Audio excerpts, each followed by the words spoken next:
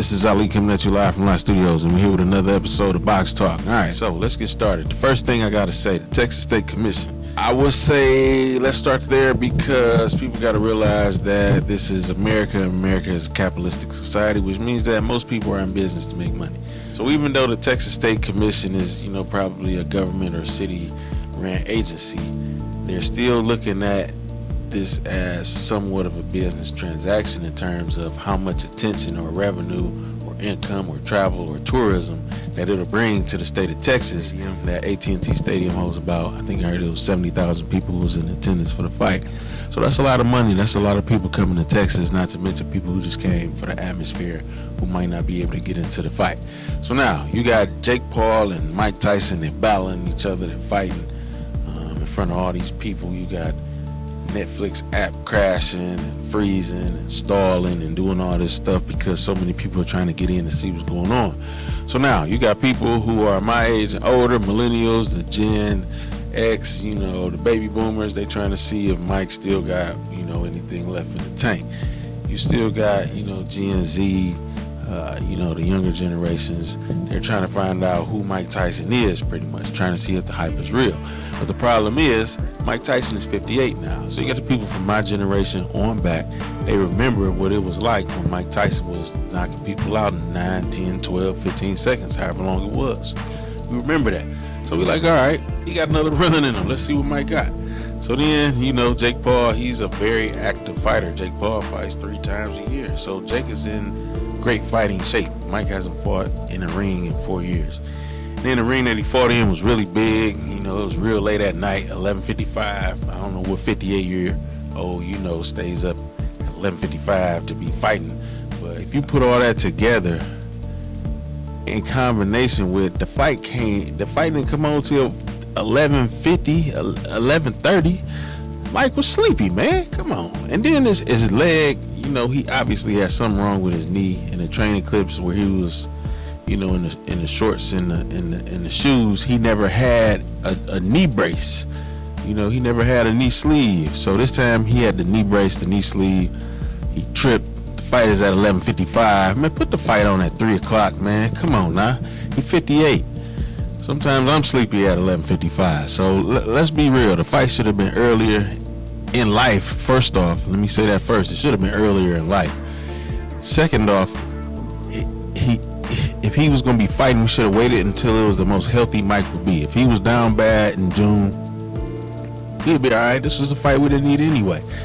So if he was going to be down bad, or he was still injured, or his knee was bad, or he's still putting on weight, healthy weight from losing so much weight in June, push it back again.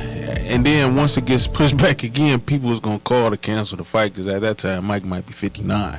So if Mike is 59 going against a 28-year-old, hopefully people really wouldn't let that go down, and then the fight would have never happened. So that ain't what happened. What really happened was Jake and Mike fought. A lot of people didn't want to see it.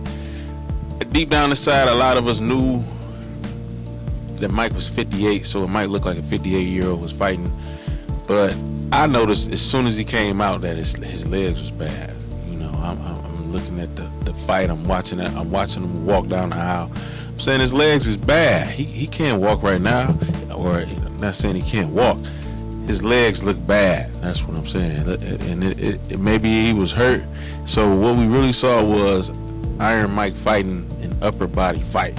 That match was all upper body. Like the whole fight was upper body. And in boxing and sports like that, like tennis and football, if you're throwing a ball or a shot put, a lot of that power comes from your waist, your hip, and your legs.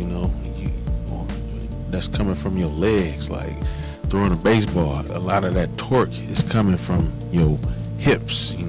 Quarterback, a lot of that is coming when you turn your hip. Same with boxing, when you turn your hip and throw that punch, you're getting more power on it. So what I'm saying is, if he doesn't have his legs under him, punches aren't going to be as strong or as powerful.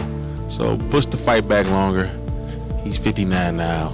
Cancel the fight. But I guess he don't get those 20 M's either, which is what a lot of people think the fight was about. It was a money grab. I don't think it was a money grab. I just think that happened way too late. If they were going to fight, it should have been when Mike was 100% healthy. Comes to find out he lost 25 pounds. He said he almost died in June.